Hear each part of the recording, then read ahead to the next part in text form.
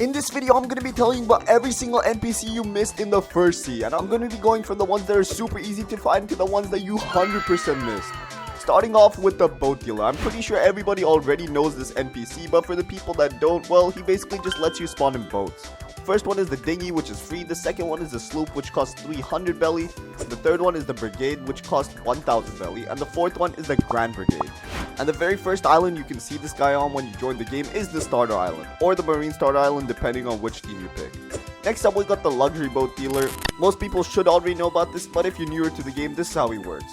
You basically have to buy the faster boats game pass to use him, or else you literally just can't. He won't even let you talk to him. And the boats this guy gives you are obviously way better than the normal guy. The first one is the Guardian, which is a pretty decent ship. The second one is the Lantern, which you can buy from an NPC in the second sea. The third one is the Sleigh, which you only get during winter events. The next one is the Beast Hunter, and this is very good for ship raids, and this is very good for sea events. Next up, I got the Blox fruit dealer. This is probably the most popular NPC in the whole of Blox fruits, and you should definitely know about this guy. The first island you see him on is the Pirate Starter Island, but he's found on many other islands, including the Marine Starter Island, Middletown, Kingdom of Rose, the Cafe, Mansion, and Port Town. And this guy, he works pretty simple. He's literally just a guy that sells you fruits, but he won't always have them in stock, and the stock changes every while. But there is a rule that he has to have at least 3 fruits in stock, because if he doesn't, then the game's just glitched out, I guess. Anyways, moving on from that, we got the sword dealer, and this is the very first weapons dealer in the whole game. As the name suggests, he just sells you swords. He's located at the starter island for the Marines and for the pirates. He basically just lets you buy 2 different swords, which both cost 1000 belly. Those swords are the katana and the cutlass, and they have the exact same abilities. The only difference is that they look slightly different. That's literally it. And I'm pretty sure you can't miss this guy, and I definitely recommend buying a sword from him as soon as you start the game. But those swords are literally the worst swords in the whole game, so make sure you upgrade when you get the chance. Next up on the Pirate Starter Island, we got the Marine Recruiter. And what this guy lets you do is basically switch your team into a Marine. So if you're a pirate, then you can become a Marine. Now we're going to move on to the Marine Starter Island. And at this island, you have all the NPCs that I mentioned before, except the Marine Recruiter. Here he's the Pirate Recruiter, because most people on the Marine Island are actually going to be Marines, so this lets you join the Pirates team without having to rejoin the whole game. And we also got a bonus NPC for the Marine, who's called the Marine's Boat Dealer. This is an NPC that's equivalent to the Boat Dealer, and this allows both Marines and Pirates to buy Marine boats. But except the Marine versions of the boat are 50% cheaper, because that's one of the huge buffs of choosing that team. And this Boat Dealer only exists on 2 islands. The first one is obviously the Marine Starter, and the other one exists at Marine Fortress, because that's basically a Marine base. But you do have to do some searching to find these guys, because they're actually not located at the port. Moving on to the Middletown Island, the first NPC here is the Experienced Captain, and if you're new to the first, you don't need to worry about this guy for a while, because this is how you get into the second sea. But you do have to do a long quest for that. And once you actually do unlock a way to get to the second sea, this is the guy you're going to be talking to every time you want to get back and forth from the seas. He's even located in the second sea at spawn to help you come back to the first sea. Next NPC we got located at Middletown is Robot Mega. This guy's located in a house which has a green roof over its head, which you can actually walk into. And when you first talk to this guy, he might seem like a bit of an NPC, but he actually helps you achieve Darkblade V2. And the name of the quest you get from him is the Sun Quest. Moving on to the next NPC, we actually got another weapons dealer located at Middletown. And this guy's name is Weapons Dealer. And he sells you 3 different guns. And everyone knows guns are useless, so you mostly don't want to be talking to this guy. The very first gun he sells you is the Slingshot, which costs 5000 belly. Next up, we got the Musket for 8000 belly. And the third one is the Flintlock for 10,500 belly. And if you want to buy any gun from this guy, I recommend the Slingshot, because it's going to help you gather up enemies. Moving on to the Jungle Island, the first and only NPC that you're going to be worried about on this island is the Blox Fruit Gacha. This NPC is probably one of the most useful NPCs in the whole game, and he basically just lets you roll a random fruit. But you do have to be at least level 50 to use this guy, and the amount of money it takes to roll a fruit depends on your level.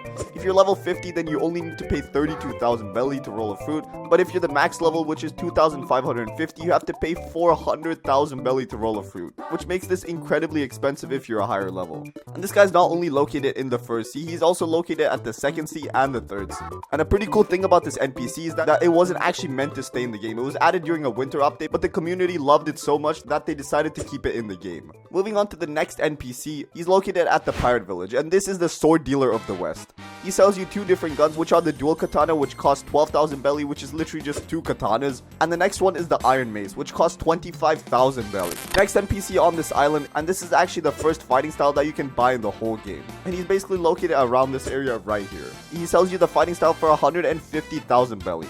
And the cool thing about this fighting style is that you actually kick instead of use your hand. Moving on to the next NPC we got here is the blacksmith, and this guy basically just helps you upgrade your weapons to grade 2. And this is something you definitely have to do before you're able to enchant your weapons. So this is a very crucial NPC, and I don't actually see a lot of people talking about this guy. The next NPC who's located on this island is the rich man. And this is actually a guy that's going to help you complete the saber expert puzzle, which is actually a pretty annoying puzzle to do if you don't know what you're doing. But you don't need to worry about that now. It's the only thing this basically helps you with is getting the saber sword and instinct, which are 2 crucial abilities in the game. But you do need a level requirement before you can get them. Moving on to the desert island, we got our first very hidden NPC, and this guy's incredibly difficult to find if you don't know where to look. His name is Hassan, and he sells you the swordsman hat for 150,000 belly. And to talk to this guy, you actually need to have flash step, aura, and air jump, and at least 300 stat points on your sword, or else he will not sell this to you. Basically, you just have to collect the chest that's located right here, and then go down this long tunnel, and boom, that's exactly where he is. See, I told you he would be hard to find. Moving on to the next NPC, we got the abilities teacher, and this is one of the most important NPC in the whole of Blox Fruits. And he's actually modeled after Rayleigh from One Piece. And the most important ability that this guy sells you is the aura ability, which is basically called hockey by the community, because that's what it's called in One Piece. This ability costs a total of 25,000 belly, and it basically just gives you a shield of armor, and it's incredibly important if you want to be able to hit people that have elemental fruits. And he also sells you air jumps, which basically just let you jump more in one place, and it's an incredibly useful ability. Next, we got the flash step ability, which is taken from Bleach, and this basically just lets you teleport short distances. And in my opinion, the most important abilities from this guy is the air jump ability, because it lets you get to places that you couldn't before, and then obviously the hockey. You can't forget about it. And next up, we got an NPC who's located at that very same island, and this is also a weapons dealer NPC, and he's called Sword Dealer of the East. And just like his name suggests, he sells you 2 different swords. The first one is the triple katana for 60,000 belly, and it's exactly what it sounds like. It's just 3 different katanas. Next up, we got the pipe, which costs 100,000 belly. And since it costs more than the triple katana, you already know it's better. And if you're wondering where he's located, it's basically right next to this house right here. Next NPC we got on this list is Porus, and he sells you the black cape accessory for 50,000 belly. But you do have to be at least level 50 to purchase it, and it's a pretty decent accessory for the first sea. And if you're wondering where this guy is located, he's actually very hidden, just like the Hassan NPC from before. You have to head over to Marine Fortress, get over to this tower, and go down this ladder. Pretty interesting place to hide. Next up, we got the advanced weapons dealer, who's also located at Marine Fortress. And this guy sells you a total of 3 guns, which are just better versions of the ones you find in Middletown. First up, we got the refined slingshot, which costs a total of 30,000 belly. And next up, we got the refined flintlock, which costs 65,000 belly. And finally, we got the cannon, which costs 100,000 belly. And since it costs the most, you already know it's the most powerful gun here. Moving on to Skylands, the very first NPC that's hidden here is the mad scientist. And I guarantee you did not find him when you were playing the game normally. That's because he's not actually located at Skylands, he's located at this rock near it. If you come and talk to this guy, he's gonna sell you the electric fighting style for 500,000 belly. And I definitely recommend getting your hands on this because you can upgrade it to electric claw later, which is one of the best fighting styles in the whole game. Next up, we got the Yoshi NPC, who's also located at Skylands, and this guy's also pretty difficult to find because he's located at this tower over here. And when most people get to Skylands, they don't even have sky jump, so they wouldn't even know to check this place. And this guy sells you the Tomoe ring accessory that gives you 10% more Blox fruit damage. And the requirements for this is at least 200 stat points on your melee. And this accessory costs a total of 500,000 belly. And do I recommend this? Not really. There's better things to spend your money on. Maybe save up for a fruit you want. Next up, we got the Master Swords dealer, who's located at the top of Skylands. And this guy sells you 2 different swords. The first one is the dual-headed blade, which costs 400,000 belly. And the second one is the Bicento, which costs 1 million belly. Pretty pricey. And you can actually upgrade your Bicento by killing the Greybeard boss with the Bicento. And I also advise you guys not to buy the dual-headed blade because it is terrible for grinding and PvP. Anyways, moving on, we got another very hidden NPC, but this guy is incredibly useless in my opinion. This guy is the Remove Blox Fruit NPC, and he can be found at the back of the prison on the first sea. And when you talk to him, he's literally just going to give you 2 options, sure and shut up. And if you click on sure, he's going to give you the option to remove the Blox Fruit that you actually have equipped, which is a pretty weird thing to do if you ask me. But if you really want to have the ability to swim over having a Blox Fruit, then you do you. It costs a total of 50,000 belly, and that's another reason I don't recommend doing this, because you're losing money and a fruit. Who would want to do that? And while you're at the prison, you're actually going to notice this other NPC who's called a military detective. And you don't really need to worry about this guy right now because he's an NPC that gives you a quest to get into the second sea. Once you're at least level 700, which is basically finishing the first sea, you come talk to this guy and he tells you to do a bunch of stuff to get into the second sea. But if you're a fairly new player or visiting the prison for the first time, then you don't really need to worry about this guy. Next NPC that's incredibly hidden is the living skeleton NPC. You literally will not be able to find this guy without help. He's located at the magma village and you actually are going to notice no matter where you search, you're not going to find him. That's because he's actually located behind an invisible wall, which you can literally just walk directly through. And once you do that and talk to him, he's gonna sell you the Soul Cane sword that costs a total of 750,000 bellies. And this is the same sword that Brook from One Piece uses. It's pretty cool. And the sword itself isn't even that bad. Moving on, we got another secret NPC that you definitely did not find, and it's the same reason for the previous one. This is the Water Kung Fu teacher, and he's located at underwater cities. If you head right down here, you're gonna notice you're not gonna find him at all, but you have to go through this wall right here. And boom, once you talk to him, he's gonna sell you Water Kung Fu for a total of 750,000 belly. And I definitely recommend getting your hands on this because it's literally the best fighting style in the whole of the first year, and one of the best fighting styles to grind with regardless. Moving on to the next NPC that you definitely missed is the Instinct teacher. This guy's located at Upper Skylands, and he basically just teaches you instincts / observation hockey, which is literally one of the most important abilities in the whole game. It costs a total of 750,000 belly to buy from this guy, but you do have to complete the Saber Expert quest from him. And don't wait till you get to Skylands to talk to this guy. You can literally access him at level 300 by doing the quest first. You can literally talk to him early by doing the Saber Expert quest at literally just level 300. So make sure you get your hands on this before you leave the first sea. And that's it for the NPCs. In this video, I'm going to be telling about every single NPC you missed in the second sea, starting from the ones that are pretty obvious to the ones that you definitely did not find. First up, we got the Cyborg. This is a malicious NPC, and he's located at the Kingdom of Rose, and his whole purpose is to sell you the Lantern Boat for a total of 1,500 fragments. And if you don't have enough fragments when you talk to him, he's literally just gonna tell you he's busy, and then he's gonna leave, and you can't talk to him any further. Moving on, the next NPC we got here is called Trevor. This is an NPC who's located inside Don Swan's mansion, which is literally the highest point in the map. And he's right here next to the pool, and basically this guy's a part of the quest which lets you get into the third sea, and he's gonna ask you for a physical fruit which is worth more than 1 million belly, and you have to be at least level 1000 for this. And if you talk to him without meeting these requirements, then he's literally gonna tell you, get out of here before I kill you, which is a pretty interesting message. And if you prove to him that you have enough power, he basically just lets you fight against the Don Swan boss, which is a requirement to get into the second sea. Next up, we got Arrowy, and this guy's obviously located at the second sea, and he basically just lets you get race v3. He's located inside the secret area in the tree, and according to the dialogue, he's one of the sons of Rip Indra, which is pretty interesting. And as everybody knows, if your race is not human, upgrading it to the V3 form will give you a lot of cosmetic changes.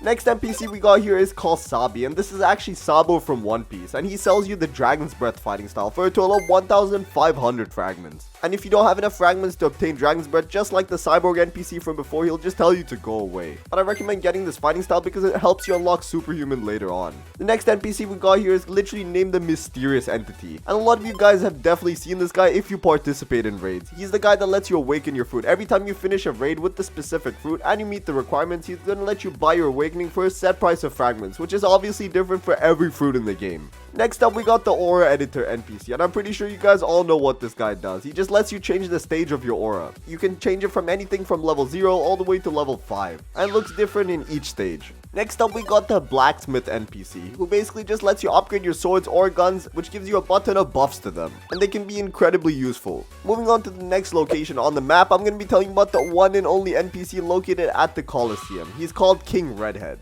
You can only talk to this NPC if you're level 1,500 or higher, and this guy's also a part of the quest which lets you get into the third sea, and he'll basically teleport you to an island to fight Rip Indra, which is a part of the quest, but otherwise he's pretty irrelevant for most of the second sea. Moving on to the cafe, the one of the most important locations in the whole of the second sea. The first NPC we got here is Trot, and this guy just lets you change your race without spending any Robux. You need to pay him a total of 3,000 fragments, and he randomly changes your race to something else. So if you want a specific race, make sure you have at least 9,000 fragments. But if you have the Robux for it, I just recommend using that because in my opinion, I'd rather pay 75 Robux than 3,000 fragments. The next NPC we got at the cafe is obviously the fan favorite Blox Food Gacha, and this guy is pretty self-explanatory. He's in every sea and there's no way you don't know about him. You just have to pay him a set amount of money, which depends on what level you are, and once you do that, he's gonna give you a random physical fruit. Next up, we got the Bounty and Honor Expert, and this guy is also pretty self-explanatory. He just tells you what buffs you have depending on the bounty or honor you have, which is gonna help you a ton when it comes to knowing what your specialties are. Next up, we got Bartillo, which actually gives you the Coliseum quest, but you have to be at least level 850 250 or higher. And once you complete this quest, he's actually going to give you a total of 50,000 belly, 35 million XP, the warrior's helmet, and you can also talk to the alchemist, which lets you awaken race V2. Next up, we got the awakenings expert, and this guy just lets you change the stage of the awakenings for your food. Pretty self-explanatory. Next up, we got the color specialist.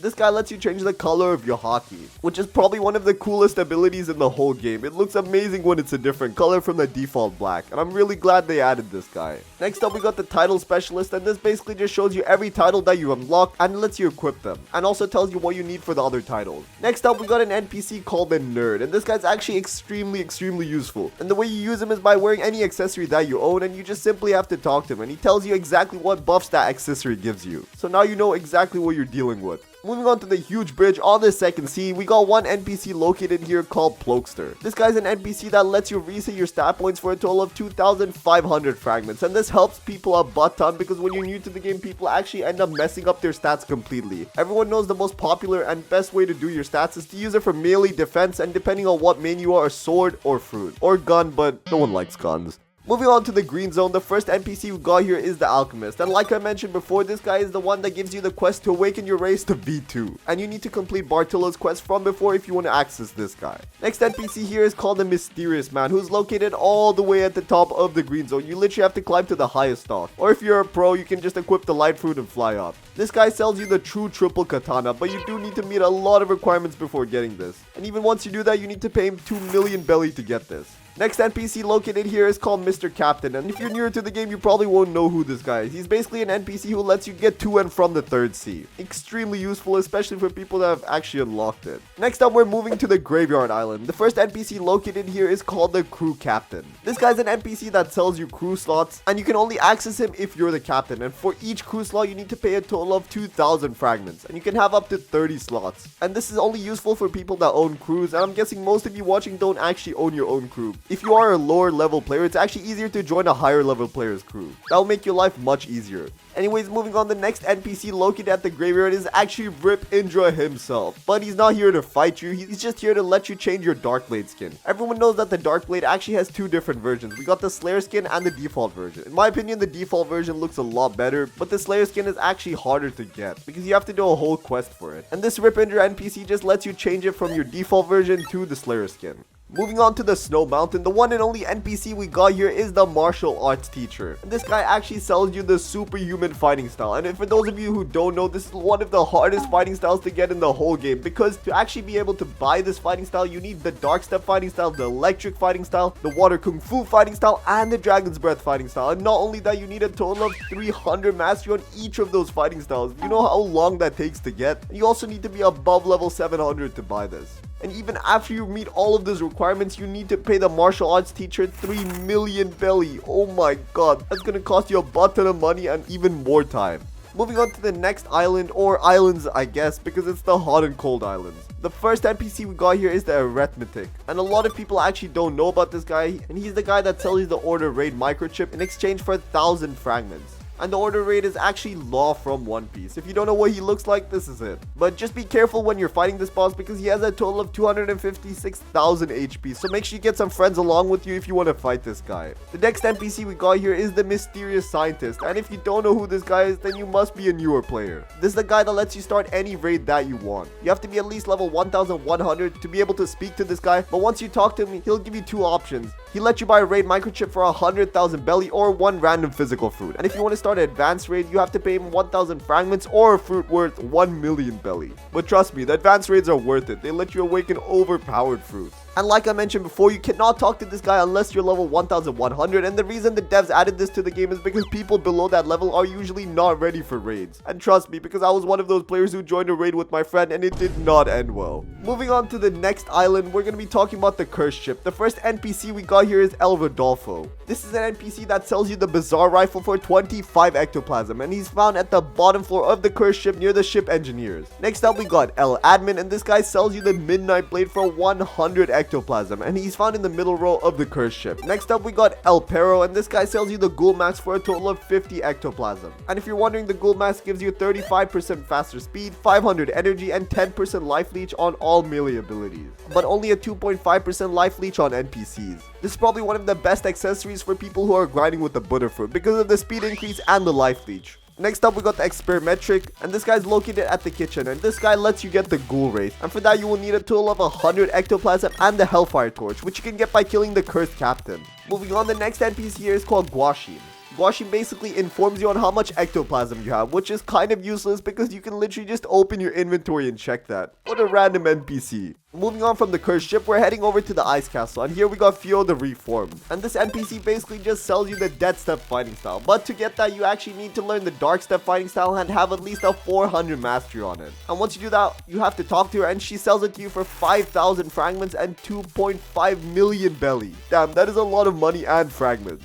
Moving on, we're heading over to the Forgotten Island. Here we got Dyrock the Sharkman, who sells you the Sharkman Karate fighting style. And just like the Death Step from before, this is the upgraded version of another fighting style, which is Water Kung Fu. So to get this, you need at least a 400 mastery on Water Kung Fu, and you need to pay this guy a total of 2.5 million belly along with 5,000 fragments. And not only that, you also need to get the water key after defeating the boss on this island, which is not an easy task. Next up, I'm going to be telling you about a secret remote island that you guys did not know in the second sea. And there's only one NPC here, and he's called the Strongest God, who I think is supposed to be Usopp from One Piece. This guy basically just sells you the legendary gun Kabucha for a total of 1,500 fragments. And fun fact about this island, it's actually also called Usopp's Island. And that's it. In this video, I'm going to tell you about every single NPC in the third sea, from the ones that everybody knows to the ones that are completely hidden. Starting off at Port Town, the very first island of the third sea, we got the Experienced Captain. He's obviously the one who takes you back and forth to the third sea. Next up, we got the Blox fruit dealer, and everybody should know about this NPC. He basically just has fruits. You can buy them if they're in stock. Next up, we got the Blacksmith. Basically just upgrade your guns or your swords, which gives them the ability to be enchanted. Moving on to Hydra Island, we only got one NPC here, and he's called the Arena Trainer NPC. This is a quest NPC, and he's actually pretty hidden, and not a lot of people know about this guy. You have to be at least level 1,500 to access this guy, and once you talk to him, he's going to give you a quest with the training dummy. He has a total of 22,500 HP and does around 1,100 damage per hit, so make sure you don't get hit by him. And also make sure you continuously do damage to him, because if he stops taking damage for even 1 second, he'll regenerate back to max HP instantly. And once you finish the quest, you get 22,000 belly, 40 million XP, and 200 fragments. And if you're high level, this should be extremely easy to do. Moving on to the next island we got here is the Great Tree. The first NPC is the Crew Captain. This is an NPC that sells you crew slots, and you can only buy this if you're a captain of a crew. You can buy up to a total of 30 slots, but they might change this in the near future.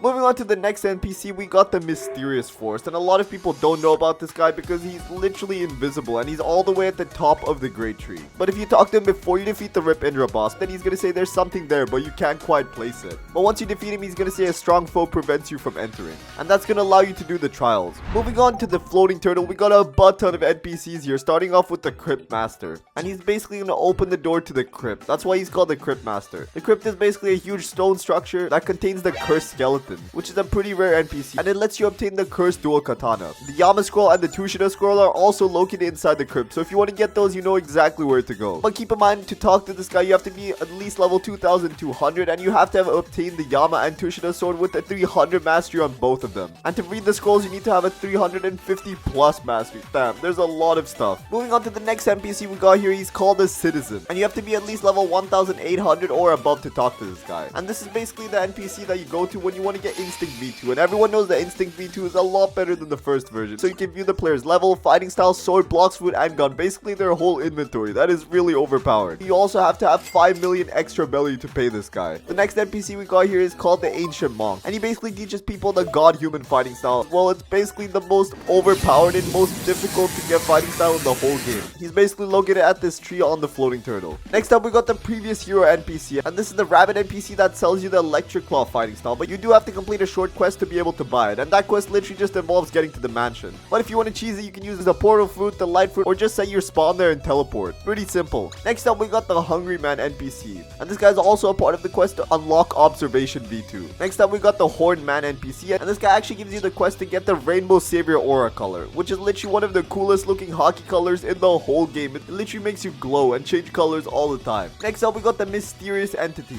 previously known as Wenlock Toad over Heaven. Not sure what that means. He basically just lets you awaken a move of your fruit once you're done with the specific raid. He's actually located somewhere underneath the Turtle Island, and if you manage to glitch into your box, you will actually not be able to awaken your fruit. You have to complete the raid and do it the legit way. Moving on to the next island, we got the Haunted Castle. First NPC we got here is called the Death King, and he actually exchanges bones for a bunch of random items. In the common tier, you can get 6 to 30,000 belly or 100 to 250 fragments. In the uncommon section, you can get the Golden Sun Hat, barriers, and 10 minutes of double XP. And in the rare section, you can get Fire Essence, and in the legendary section, you can get Halo Essence. Next up, we got the Uzoth NPC, who teaches you the Dragon Talon fighting style, which is the V2 of Dragon's Breath, which you can get from Sabi NPC located in the second sea. Next up, we got the Weird Machine, and I'm not sure why this counts as an NPC. It's literally a machine. And this is actually the NPC you go to for the final part of the Soul Guitar puzzle. And everyone knows the Soul Guitar is probably the best gun in the whole game. It's the only mythical gun. Next up, we got the Ghost NPC, and also a part of the Soul Guitar puzzle, and he's also located on this island. Next up, we got the Gravestone NPC, and for this one, you're literally going to be talking to a random gravestone, and you have one option when you come over here. You can just pray. If you pray during a full moon, then you get an option to play a game, and after completing it, you will gain access to the Weird Machine, which sells you the Soul Guitar. So this is also a part of the Soul Guitar quest. Moving on to the next island, or islands should I say, we got the Sea of Treats, and the first NPC we got here is the Sixth Scientist for unlocking the Phoenix raids, and Sixth Scientist cannot be spoken to unless you have a 400 mastery on your Phoenix fruit. But keep in mind, if you want to awaken your Phoenix fruit, you do need a lot of other requirements. Next is the Cake Scientist, and this is the guy you need if you want to unlock your dough raids. Everyone knows that the dough fruit is one of the best PvP fruits in the whole game, so if you're really serious about getting better at Blox fruits, make sure you get this fruit awakened. The next NPC we got here is Drip Mama, and this guy basically just tells you how many enemies you need to defeat in order to start the Cake Prince or Dough King raid. And fighting the Dough King or the Cake Prince is probably one of the hardest things to do, so make sure you have a squad with you. Next up, we got the Sweet Crafter, and the only reason this NPC exists is to let you craft the God's Chalice, who is basically going to upgrade the Cake Prince to the Dough King, which is incredibly difficult to get. Moving on to the next island, which is the Castle on the Sea, the first NPC we got here is Leuven. And to talk to this guy, you have to defeat at least 5 elite pirates, and he basically just sells you the pretty helmet. Next NPC we got here is Plokester, and you should know what this guy does. He can basically just reset your stat points for a fixed price of 2,500 fragments, which is not that easy to get, so you don't want to be resetting your stat points too often. Next up, we got the Butler, and this guy basically just gives you info on how to get Observation V2, the Pirate Raids, Elite Pirates, the Tushida, and the Yama Sword. Next up, we got the Mysterious Scientist, and this guy basically just lets you start raids. He's also located in the second sea. If you fit the requirements, you can also start an advanced raid from this guy. Next up, we got the Takamura NPC. Give a player the Jaw Shield after completing 5 player hunter quests. Next up, we got the Aura Editor, and this one is pretty self-explanatory. He just basically lets you change your hockey color. Next up, we got Fio the Reform. This NPC sells you the Death Step fighting style, or lets you equip it if you already have it unlocked. Next up, we got the Water Kung Fu Teacher. You can basically just equip the Water Kung Fu fighting style, or you can buy for 750,000 belly. Next up, we got the Dark Step Teacher. Buy the Dark Step fighting style for 150,000 belly, or equip it from here if you already have it unlocked. Next up, we got the Mad Scientist, and this guy can teach you the electric fighting style for 500,000 belly, or equip it from here whenever you want. Next up, we got Dirock the Sharkman, and for this one, you can buy the Sharkman Karate fighting style. Next up, we got Martial Arts Teacher, and this guy just lets you equip the Superhuman fighting style. Next up, we got Sabi, and this guy just lets you equip the Dragon's Breath fighting style, or buy it for 1,500 fragments. Next up, we got the Elite Hunter NPC, and this is the NPC that gives you the Yama quest. Next up, we got the Player Hunter NPC. This guy just gives you a quest to kill any random player on the server, and you get a small reward for it. Next up, we got the Remove Blox Fruit NPC, whose name literally explains what he does. He just removes your Blox Fruit, but you do have to pay him 50,000 belly. I'm not really sure why anyone would do this though. Next up, we got the Temple of Time, and a lot of you actually don't know this island because it's located pretty far away. The next island we got here is the Tiki Outpost, and the first NPC we got here is Shafian, who actually sells you sells you the Sanguine Art fighting style. And let me tell you, this stuff is not easy to come by. But the fighting style is 100% worth it. Still not better than God Human though. Next is the Dragon Talon Sage. And this is an NPC that just lets you craft scrolls and enchant your weapons whenever you want. Next up, we got the Beast Hunter NPC. And this is required to obtain the Leviathan Crown, as well as the Leviathan Shield and the Beast Hunter boat. And everyone knows this boat is incredibly difficult when you're hunting sea beasts. Next up, we got the Shark Hunter NPC, and this guy lets you craft different accessories. The first accessory is the Shark Tooth Necklace. The second one is the Terror Jaw, as well as the Monster Magnet. Next up, we got the Spy NPC, who sells you clues about the Leviathan for 1,500 fragments. And currently in the game, this is the only way to summon the Leviathan. Next up, we got the Shipwright Teacher, and this guy just teaches you the Shipwright subclass. Moving on to the next island, the Mirage Island, which is an island that has a random chance of spawning in. And on this island, we got one of the best NPCs in the whole game, the Advanced Blox Fruit Dealer. And you might be thinking, wait a minute, don't we already have a Blox Fruit Dealer? Well, this guy is 100 times better. He has to have a minimum of 7 fruits in stock. The normal one can only have 3. And he has a way higher chance of having legendary fruits in stock, and he also restocks every 2 hours compared to the 4 hours of the normal Blox Fruit Dealer. Moving on to the next island, we got the Kitsune Island, and the NPC we got here is the Kitsune Shrine. And this was obviously added during the Kitsune update. And that's pretty much it.